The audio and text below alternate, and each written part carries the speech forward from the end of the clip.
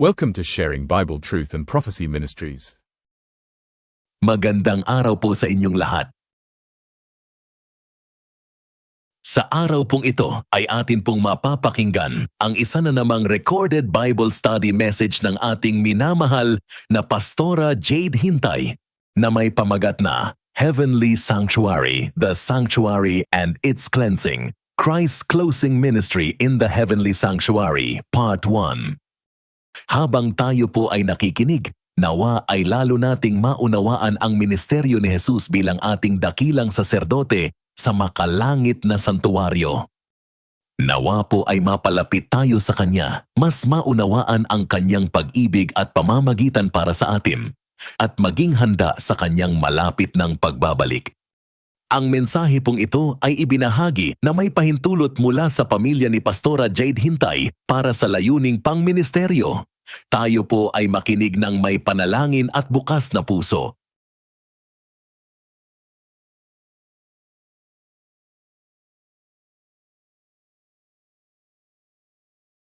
Okay. Tayo po'y manalangin. Dakilang Ama na makapangyarihan sa lahat, marami pong salamat. Binigyan kami ng pagkakataon na muli po ay mag-aral ng iyong salita. Kami po ay nagagalak sapagkat katulad ng diwa ng awit. Salamat sa biyaya. Hindi namin kayang mabuhay ng walang biyaya ninyo, Panginoon. Hindi kaya namin na matanggap ang lahat ng mga pagpapala kundi dahil sa inyong biyaya. Lalo tigit hindi namin kayang tanggapin ang kaligtasan kundi dahil sa biyaya. It is only because of grace that there is always hope for us. So Lord, I pray that you will guide us along the way. Give us enough wisdom and understanding to better grasp your message.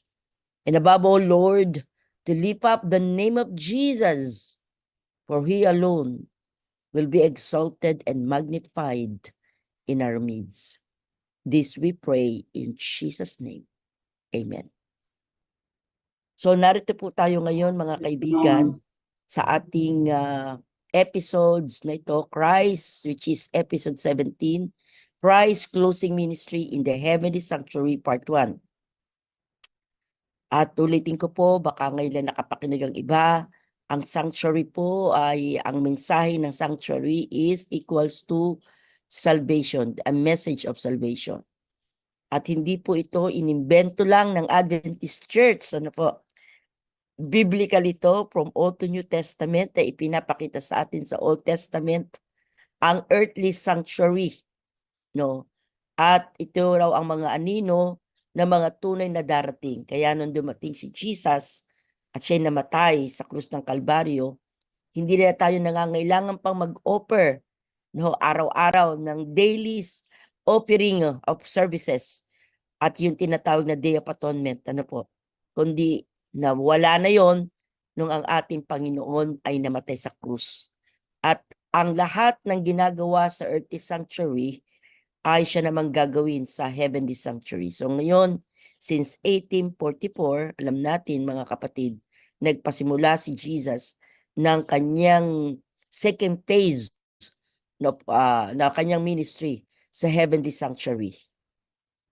Kaya titinan natin ang ating pong history, balikan natin mula doon sa 457 BC, ended 1844. Alam natin po mga kapatid na ito yung the longest prophecy in the Bible that can be found in the book of Daniel chapter 8 verse 14. Unto the 2,300 days or years, then shall the sanctuary be cleansed. So napakadami pong mga nakapaloob dito sa Daniel 8:14, but in 1844, which is yung pong katapusan ng 2,300 years prophecy, doon naman nagsimula ang tinatawag na ministry ni Jesus sa second apartment ng heavenly sanctuary. Okay, yun natin, no? Tayo sa episode 17, Christ Closing Ministry in the Heavenly Sanctuary. At by the way po, wag niyo pong kakalimutan, ang susunod po natin na episode po, yung part 2 At saka sa part 3 ay huwag nating kalimutan yun sapagkat doon po natin higit pang makikita ang karanasan ng ating Panginoong Hesus doon sa Heavenly Sanctuary at ano ba talaga ang kanyang, kumbaga po isa-summarize na rin natin na sa lahat ng mga yon ay talagang ipo-point po natin lahat sa earthly sanctuary to heavenly sanctuary. So ito na, no? Where was Christ in the ancient Israelite sanctuary? Kasi alam naman natin ano po, para higit nating malaman at maunawaan ang sanktuaryo sa langit ay maunawaan natin, di ba ulitin ko, no? Ang sanktuaryo dito sa lupa. Ano po ang papel ni Jesus doon? Ayan. Gusto ko po sanang inyong i-screenshot or balik-balikan na lang ninyo. They drank from the spiritual rock that accompanied them, and that rock was Christ. Christ accompanied the Israelite in their wilderness sojourn. He was present in the pillar of cloud by day and the pillar of fire by night. So mga kaibigan, hindi po ako nag-imbento nito. Ito po ay si Kristo. Pinagsanib po natin ang ebidensya mula po sa Bible at Spirit of Prophecy. Ano? Si Jesus ang kasama ng ancient Israelites sa kanilang mga paglalakbay, lalo tigit doon sa sanctuaryo. Si Jesus po mga kaibigan, no? At siya po ay kaya nga po, no, kung inyo pong papansinin, ang Bible din na nagsabi ni isa sa kanila walang na ano po, no, siyempre ang layo po nung kanilang pinaglakbayan, no? Sa halip na isang linggo, umabot sila ng 40 years. Tignan nyo ni isa sa kanila wala pong na-fade. Ano ba ang sa Tagalog ang na-fade? No, nawala ng kulay. Ano, nasira ang kanilang damit. Alam naman natin ang mga sapatos noon ay kakaiba, mga tsinelas na kakaiba, no? Yung kanilang dala-dala, mga Egyptian sandals, ni walang naputpud. Ito pa, ang mahigit sa lahat, ano? Dito ta sa lupa, Ma'am Rose, Ma'am Irene, Ma'am Lucy, sa totoo lang, ang daming ipinapahid ang mga tao para paglabas nila sa araw, hindi sila maano po, no, maapektuhan ng matinding araw. Kaya may ipinapahid ho sila, no, sunscreen ang tawag po sa atin, modern, no, na pangalan. Pero sila wala silang sunscreen. Bakit po wala sunscreen?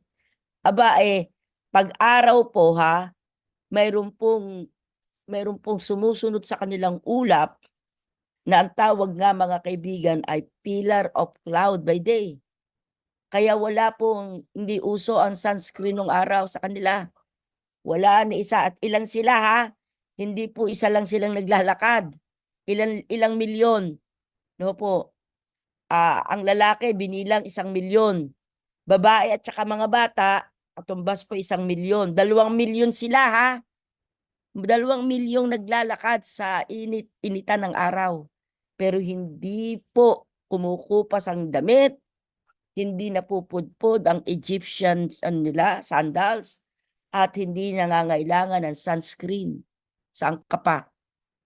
Kayo ba meron bang ganung power, mga kaibigan? Kung si Kristo ay tao lang talaga, kasama nila si Jesus. Pagkagabi naman, mga kapatid, sa halip na sila po ay, teka muna, baka ako sipunin. Baka ako'y ganito. No, baka ako'y ganoon. At saka sobrang lamig. Teka muna, nanginginig na ako sa lamig.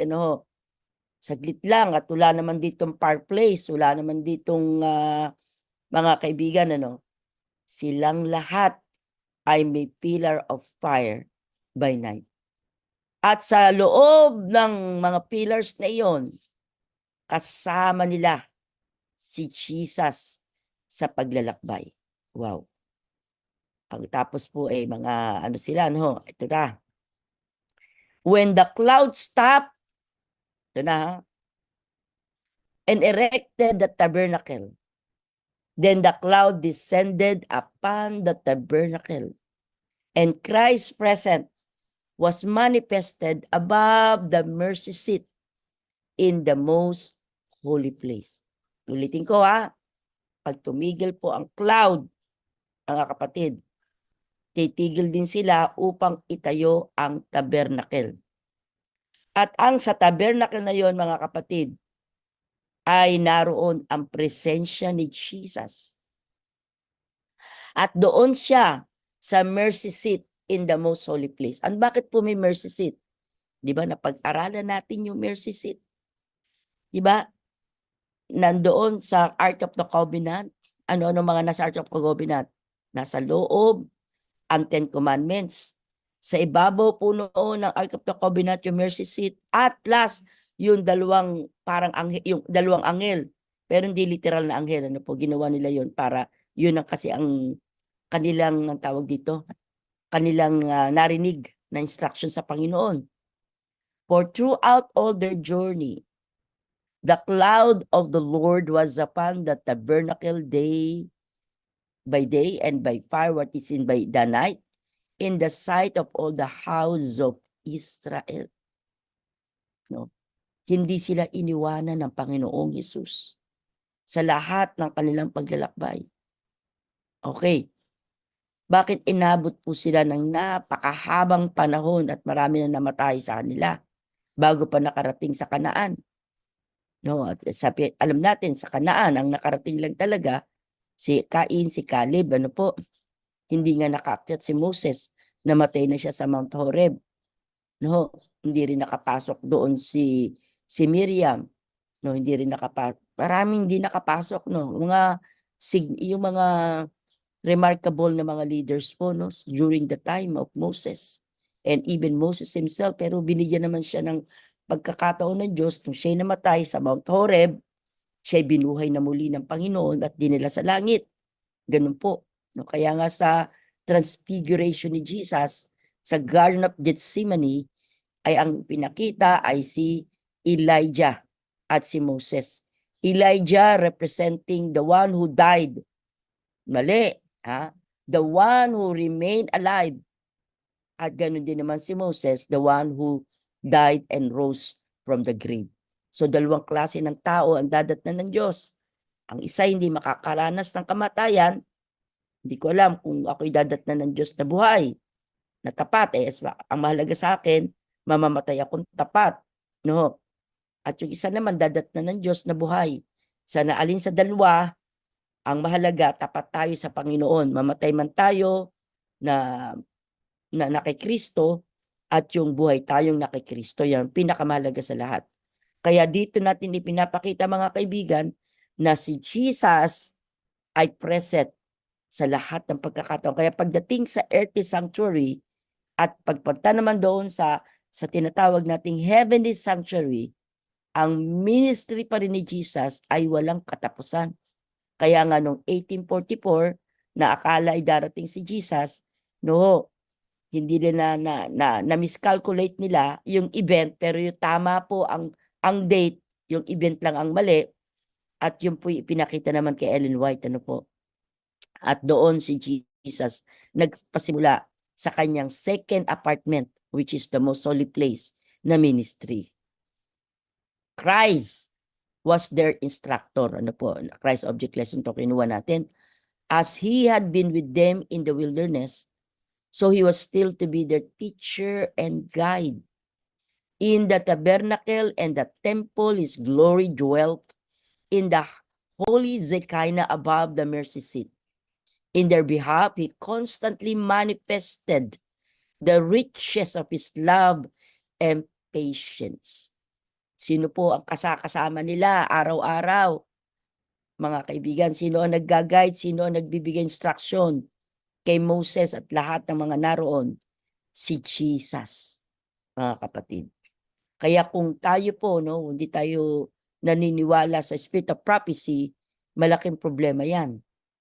Kasi ang spirit of prophecy, alam natin, na itatag ang Adventist Church, it is because na may mga pioneers like Ellen G. White, isa sa mga pioneers, ay nagtatag ng Adventist Church at dito binigay ng Panginoon ang natatanging gift of prophecy sa buhay ng simpleng tao na hindi nga nakatapos ng grade 3 man lang, no po, si Ellen G. White. Kaya po napaka-importante po nating ma-appreciate ang spirit of prophecy. Christ was represented by every priest who ministered in the court and the holy place during the daily service.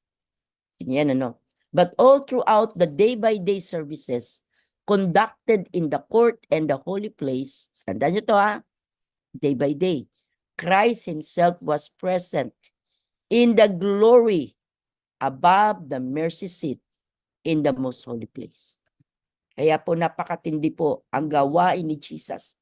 Kaya sino po ang magsasabing si Kristo'y tao lang?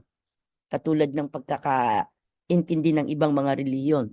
Ang iba naman si Jesus ay teacher lang. No po? Yun ang pagkakaintindi ng ibang reliyon. Ang iba naman po ay si Jesus ay isang propeta lang. Kaya hindi siya pwedeng maging Diyos at anak ng Diyos. Kaya may mga reliyon, hindi natawag sila ng Father, God lang. Bawal ang maging father kasi pag father may anak. No, ito'y mga kaibigan nating mga Muslim, ano po? Kaibigan natin yung mga yan. At marami akong kaibigang Muslim, ano po? Sila bawal tumawag ng father. Wala sa kanilang father. Walang heavenly father. God lang. At ang pangalan ng God ay Allah. Kasi para sa kanila, hindi raw naging father ang Allah. Kasi kapag ka daw may pag daw naging father, mayroon daw nanay. Kaya hindi dapat tanggapin na ang Diyos ay maging heavenly father. Kasi nga daw, may anak. Kaya hindi pwede raw yun.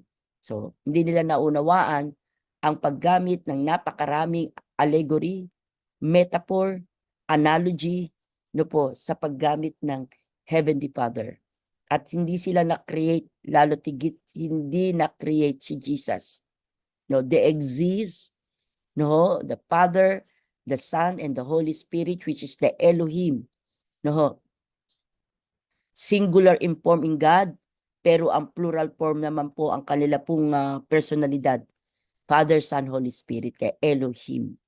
Kaya po sila'y nag-exist, hindi dahil nilikha sila, may lumikha sa kanila, ganun ang kapangyarihan ng Diyos. Kaya hindi natin kayang makomprehend kahit sa ating mga kaisipan, napakarami ako, kahit nga po ako, marami akong tanong, kaya pagdating natin sa heaven, marami tayong itatanong sa Panginoon. Ano? Kaya po, for now, ako po ay 100% na hindi ako nagdududa, 100% akong naniniwala sa nais ng Diyos sa aking buhay, 100% akong naniniwala sa Bible, 100% akong naniniwala at tinatanggap ang spirit of prophecy, at higit pa dito, pinaniniwalaan ko at pinagtitiwalaan ko ang salita ng Diyos.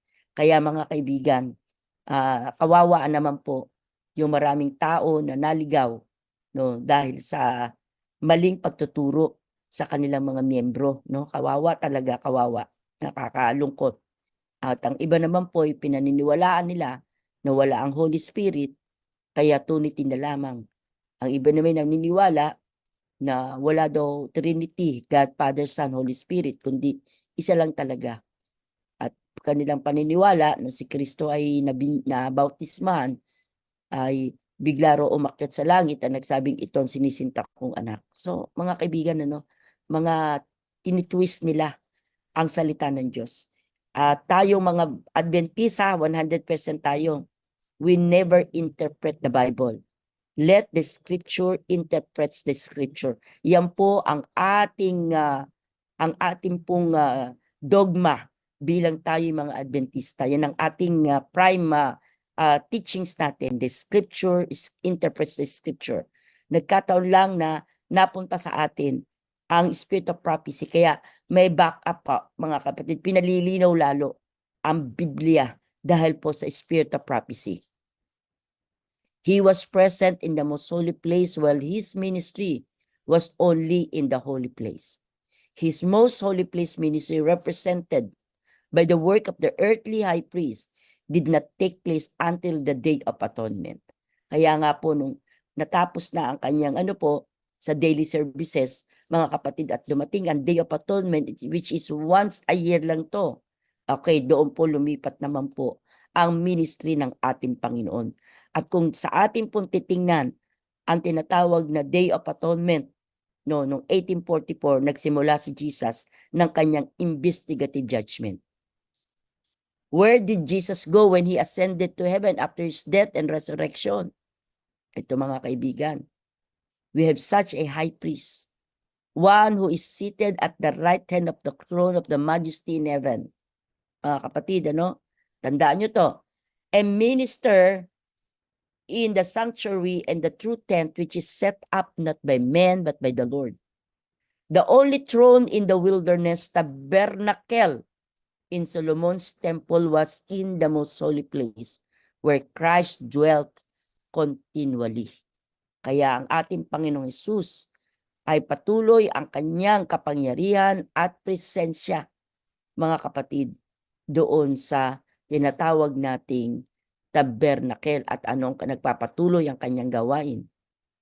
Tandaan nyo to huwag nyo kakalimutan. As Christ's ministry was only holy place, ministry until the Day of Atonement, diba? Sabi ko daily. Holy place is daily services. Pero ang Day of Atonement, once a year lang yan. So his heavenly ministry was only what? Holy place ministry.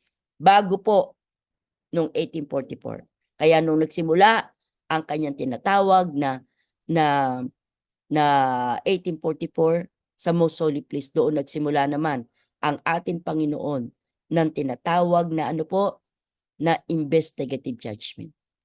Kaya ito ulitin ko para hindi kayo malito. Okay. 457 BC, mga 1844. Tandaan nyo yan Doon sa tabernacle, tandaan nyo, si Jesus sa earthly sanctuary, ay nagpasimula siya sa earthly na kasama ng ating mga lingkod ng Panginoon. Tandaan niyo yan.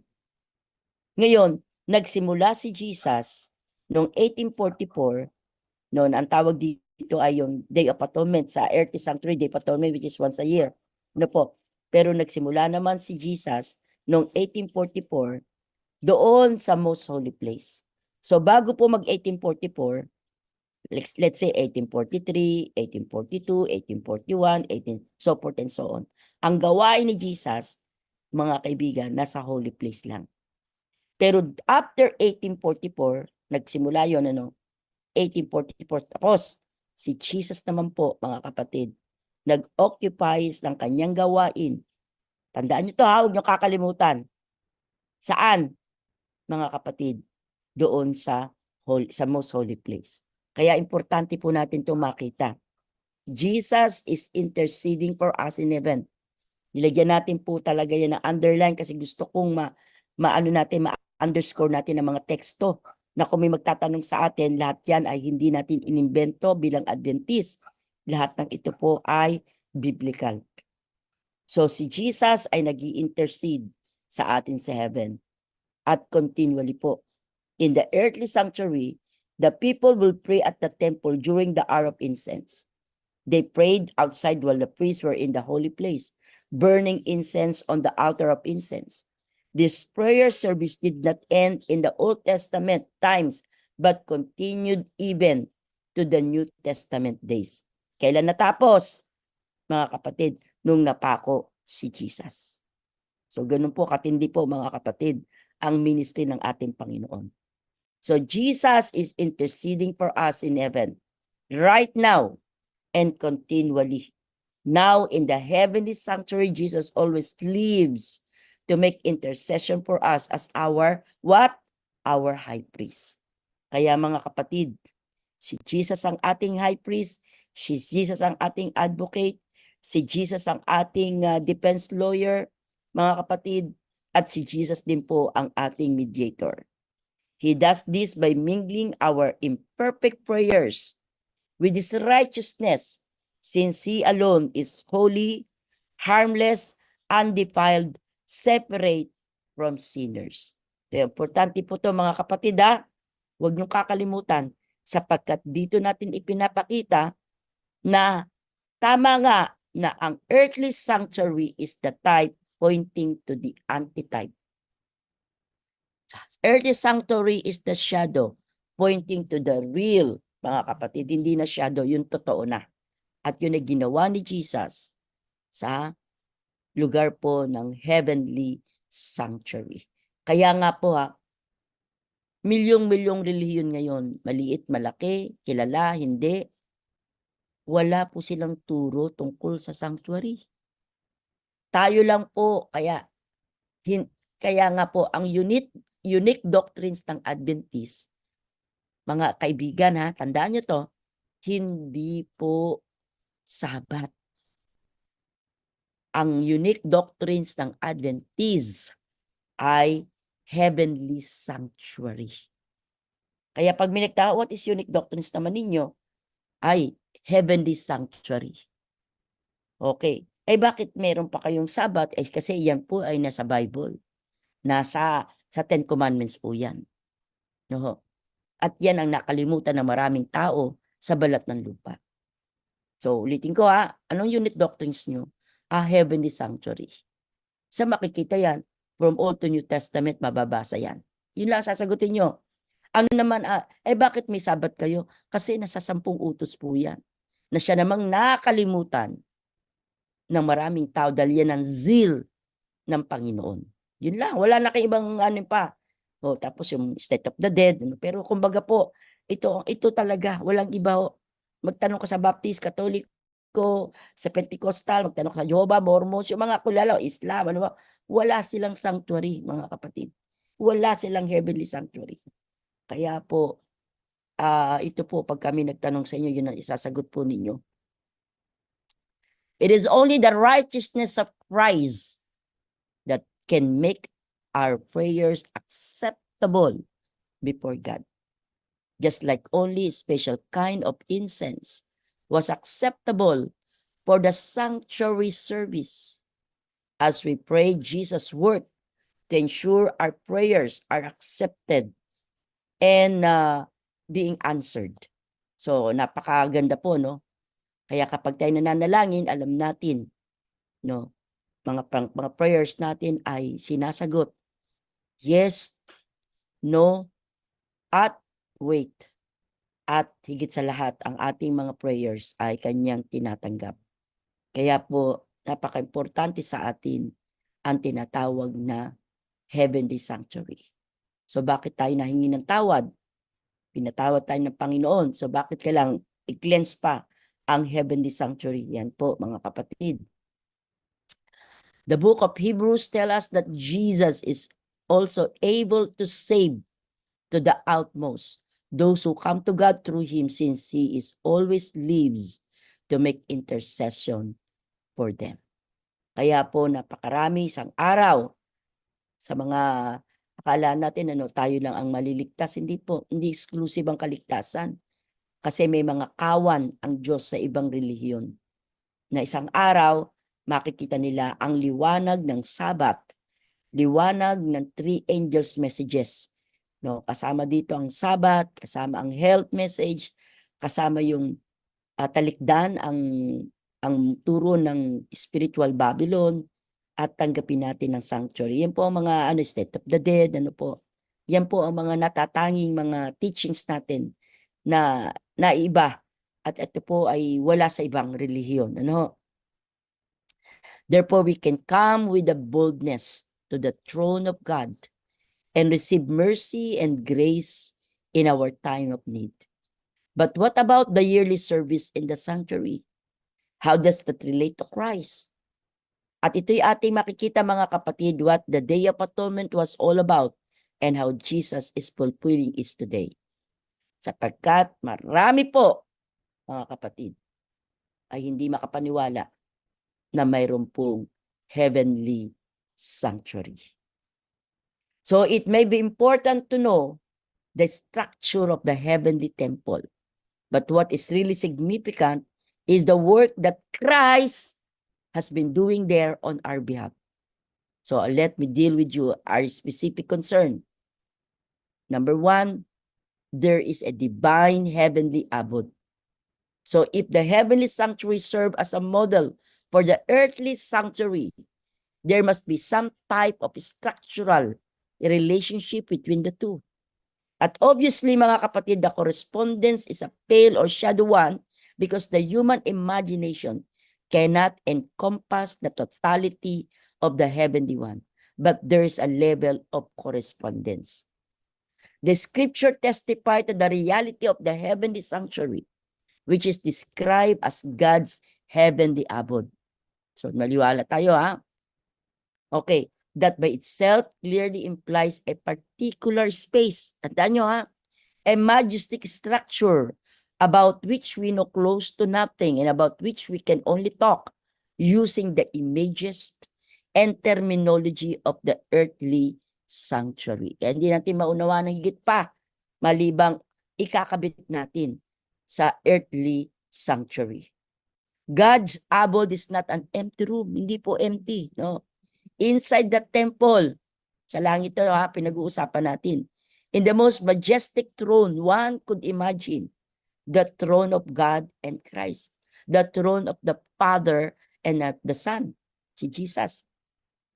The reality of this throne is emphasized by the fact that Christ, who took to heaven a glorified human body, sits on it.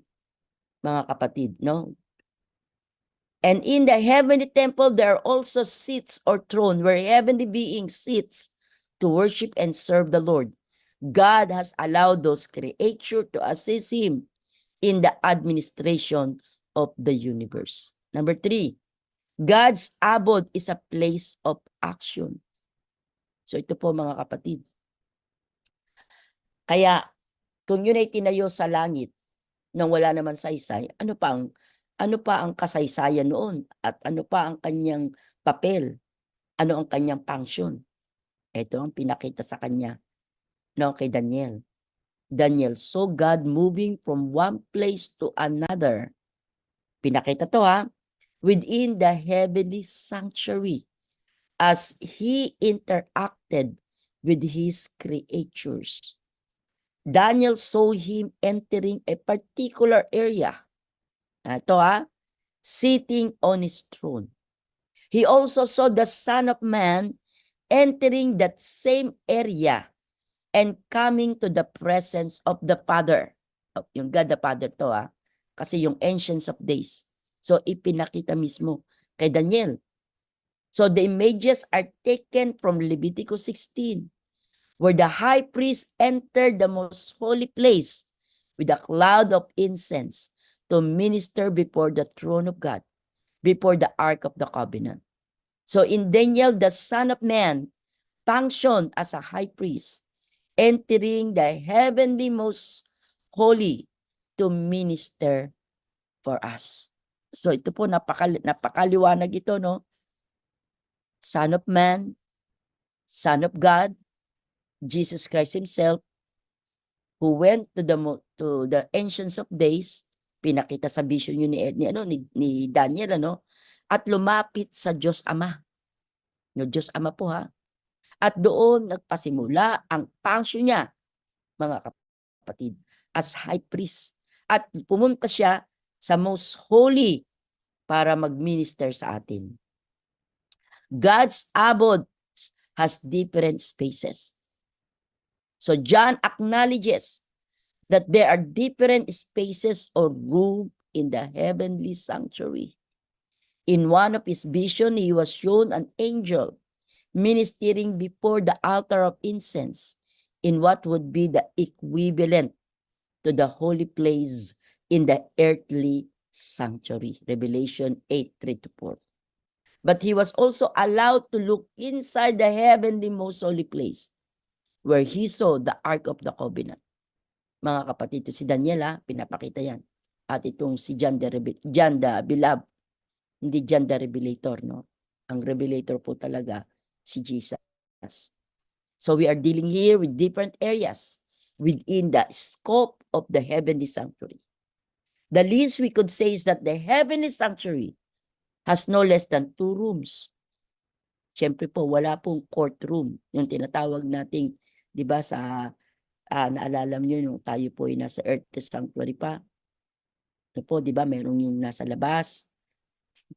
Okay, mga kapatid, yung court space na iyon, na nandoon po yung laver, doon sinasagawa ang pagpatong ng kamay ng isang makasalanan sa hayop na dala-dala niya.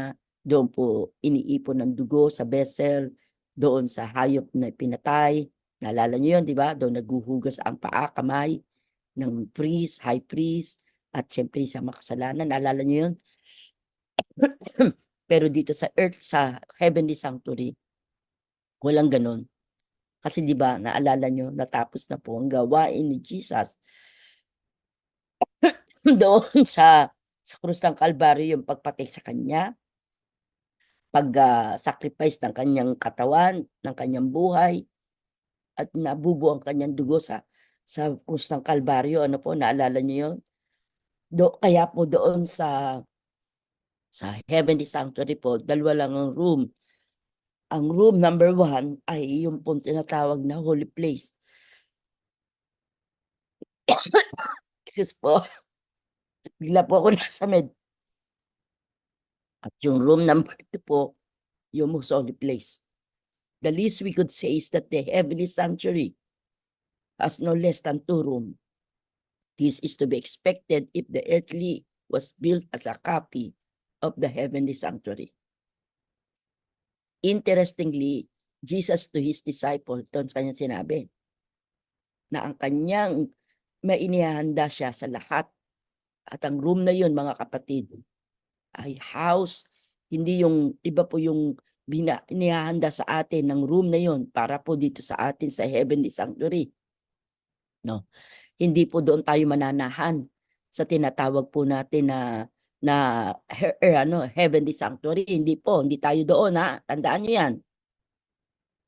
The nature of the heavenly sanctuary is beyond our full comprehension. That is to be expected of a fraction of space that unites the infinite and the finite, the eternal and the temporal. God and His creature, mga kapatid, God's modes of existence was of His creature, at alam natin, mga kapatid, no? Alam natin na ang ating Panginoon, no, human building could adequately represent what is God is preparing in heaven, especially po sa tahanan ng mga banal, kasama po ang heavenly sanctuary. But its uniqueness is not incompatible with that concreteness. Why? Because the majesty and grandeur of the heavenly sanctuary are emphasized when we see that there are rooms in it. Since we are unable to comprehend sa atin pong tayo ay mga finite lang tayo, no? Ang Diyos ay infinite. God has given us the language and the images of the earthly sanctuary to refer to it. Thus, the concreteness and reality of the heavenly sanctuary, as well as its diversity of spaces, are emphasized without equating the heavenly realities with those of the earthly sanctuary. Kaya talaga pong kakaiba po ang ating tinatawag na heavenly sanctuary, na kung saan ang Panginoon Jesus ay gumagawa po ng kanya pong ng kanyang ministry. So we must retain the language and images of the earthly sanctuary para po maunawaan natin ang heavenly sanctuary. Ito na po ang ating malinaw po sa writings ni Ellen White. As the sanctuary on earth had 2 apartments, the holy and the most holy. So there are 2 holy places in the sanctuary in heaven. Hindi po ako may sabi, ha. And the ark containing the law of God, the altar of incense, and other instrument of service found in the sanctuary below have also their counterpart in the heavenly sanctuary. So mga kaibigan, kung ano daw po dito sa lupa, pagdating po doon, ay ganun din po na mayroon na tinatawag nating sanctuary. In Holy Vision, the Apostle John was permitted to enter heaven, and there he beheld the candlestick and the altar of incense. And as the temple of God was open, he also beheld the ark of his testament. So yung Ark of the Covenant at yung 10 utos, sa Book of Revelation, ayan naman po ang mga teksto. Ito po ang sabi ni Ellen White, sa Early Writings, page 32. In the city, I saw a temple. I passed into the holy place. Here I saw the altar of incense, the candlestick with 7 lamps, and the table on which was the shewbread. I passed into the Holy of Holies. In the holiest, which is the most holy place, I saw an ark that contains what? The 10 commandments of God. Nagtataka po ngayon ng mga archaeologists, ang dami na po akong nabasa. Nagtataka sila mga archaeologists. Nasaan na yung Ark of the Covenant na dala-dala nila itong kina Moses, ipinasa kay Haring David, ipinasa kay Haring Solomon. Nawawala daw po yung Ark of the Covenant. Hindi nila alam ng Ark of the Covenant, mga kapatid, ay dinala sa heaven, mga kapatid. Yan. And Jesus stood by the ark. Yung Ark of the Covenant, nakatayo doon na pinakita ng Panginoon kay Ellen White. Galing po. Ganun ang At alam ba ninyo, nung ipinakita ang vision na ito, si Ellen G. White po, mga kapatid, maniniwala ba kayo? Maniniwala ba kayo, mga kapatid, na ayaw nang bumalik ni Ellen White? Yun ang sinasabi niya sa early writings. Pwede po bang wag na akong bumaba sa lupa? Nasa vision siya, pinakita sa kanya ang langit Pero hindi pinakita sa kanya yung mukha ng Panginoong Hesus. Alam ba ninyo, sabi ng anghel na nag-guide sa kanya, hindi pwede, bababa ka. Kailangang bumaba ka.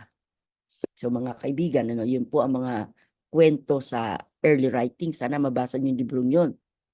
So the message of the sanctuary was a message of salvation. And God used its services to proclaim the gospel. The earthly sanctuary service was a symbol and for the present time present until Christ's first advent. Alam natin yan. Through symbols and ritual, God proposed and purposed by means of this gospel parable to focus on the faith of Israel upon the sacrifice and priestly ministry of the world's Redeemer, the Lamb of God, who takes away the sins of the world. So ang atin po, yung sacrifice na yun, walang iba kundi ang ating Panginoong Hesus.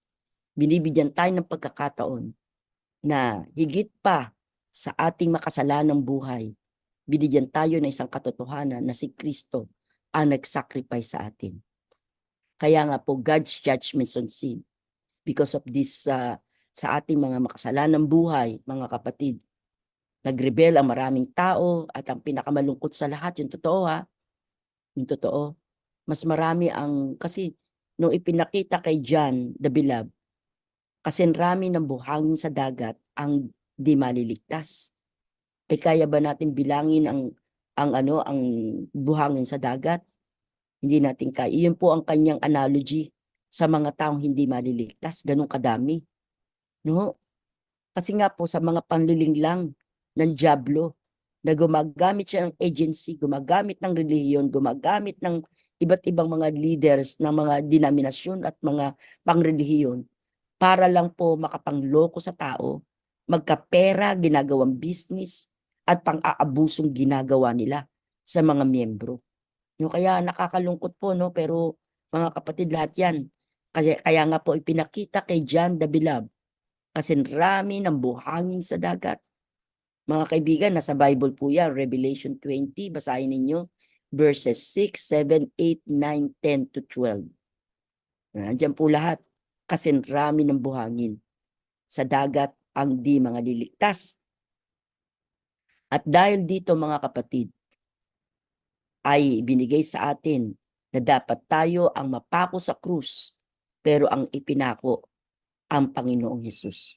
para lang tayo mga kapatid ay masave tayo ng ating tagapagligtas na si Jesus. At saan kayo nakakalungkot? Malapit na naman po yung kanilang tinatawag sa kanilang teachings ay Semana Santa. At saan naman kayo makakakita? Sorry po hindi sa ako'y nagbibilittle dito na ibang relihiyon. Saan naman kayo makakakita? Sorry po patawarin niyo ako na nagawa na ni Kristo ang pagpapako, pagbubuwis ng buhay para tayo'y iligtas.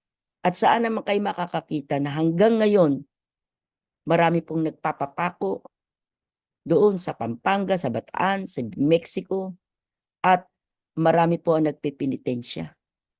Pinapadugo ang katawan, hinahampas, mga kapatid. Hindi naunawaan.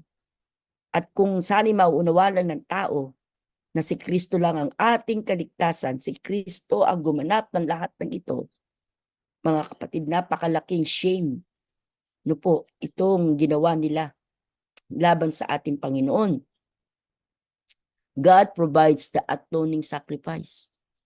Paano po ang pagpo-provide? Si Jesus po. Siya yung propitiation sa pamamagitan ng kanyang dugo sa ating pananampalataya, tayo po ay nangaligtas. So, Christ Redeemer took the judgment of sin upon Himself.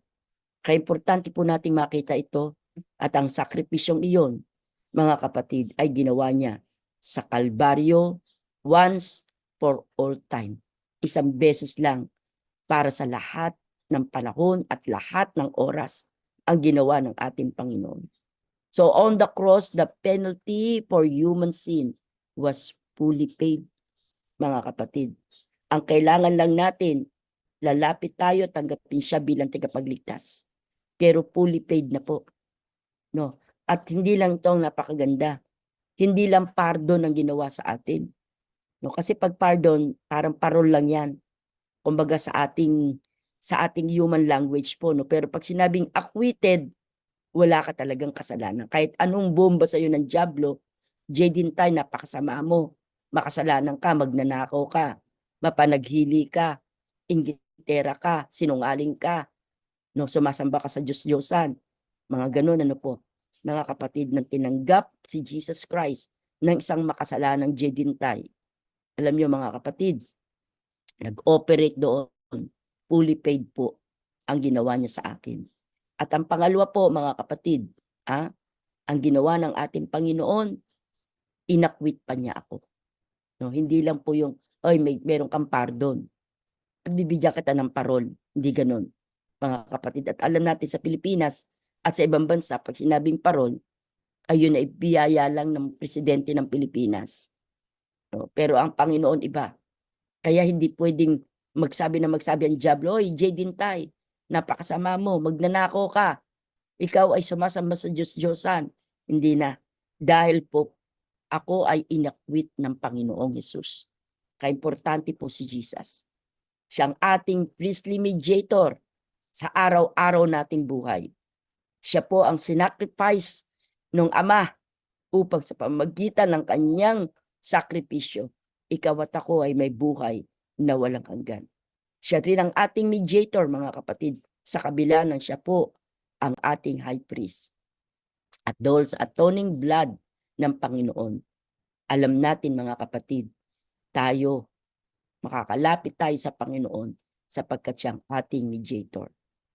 So, okay, nakulang na tayo ng oras, 200 slides po ito, kaya ginawa ko part 1 tayo muna, no? Therefore, we are encouraged to come boldly onto the throne of grace of Jesus. Sapagkat huwag tayong manghinawa. Sasabihin po ng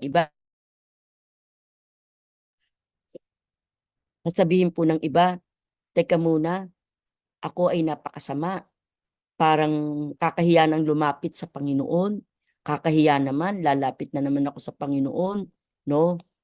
Ganon din po ang karanasan nitong si Martin Luther. No, parang kakahiya naman. Lagi na akong nahingi ng tawad tapos ako nagkakamali ulit. Pero ang sabi po ni Martin Luther, Siya rin ang sumagot sa kanyang sarili. The more na ayaw mong lumapit sa Diyos, the more na ayaw mong manalangin sa Diyos, dahil ikay nahihiya, natatakot ka, lalo kang lumapit sa Panginoon. At alam niyo, sabi ni Ellen White sa kanyang libro, that is Testimonies Volume 1, page 496, ano po? When the people of God prays, all Satan's host trembles. Nanginginig po ang dyablo at kasama niya mga demonyo. Kaya huwag tayo manghinawang manalangin, lumapit tayo sa Panginoon. Sa kabila ng parang wala tayong kawawaan ng paglapit natin sa Diyos. Nakakahiya na, nakakatakot na, wag, hindi po. Lalo tayong lumapit sa Panginoon at tayo ay manalangin. Kaya ito po mga kapatid, yung continual ministry ng ating Panginoon ay gayon na lang doon sa tinatawag nating heavenly sanctuary.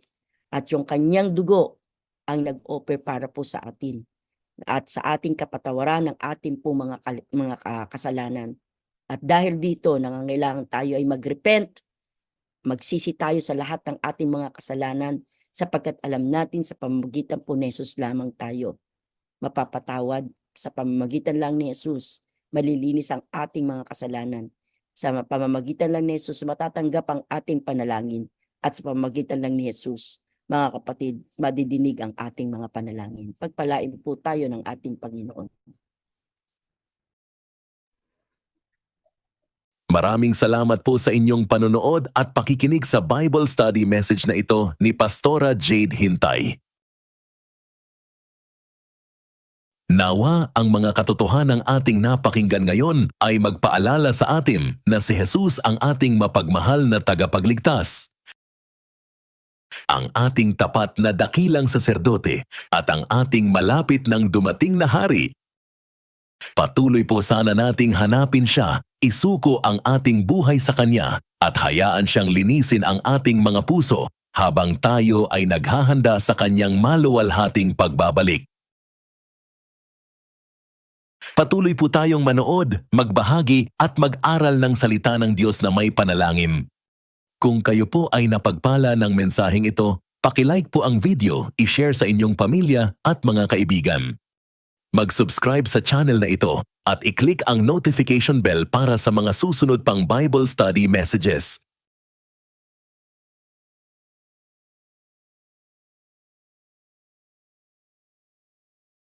Pagpalain po kayo ng Diyos, ingatan po kayo, at ihanda tayong lahat sa malapit ng pagbabalik ng ating Panginoong Hesukristo.